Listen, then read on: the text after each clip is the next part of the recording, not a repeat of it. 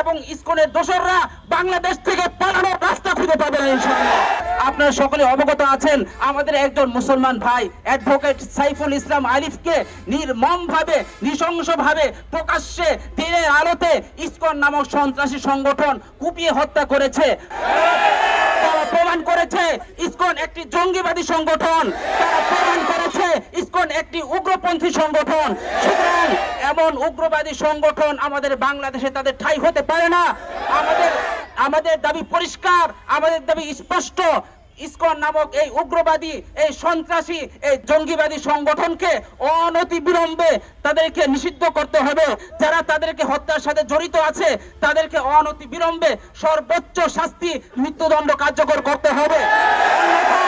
অন্যথায় আমাদের মুসলমান ভাইরা যদি মাঠে নামে, ইসকন এবং ইসকনের দোসররা বাংলাদেশ থেকে পালানোর রাস্তা খুঁজে পাবে না ইনশাআল্লাহ।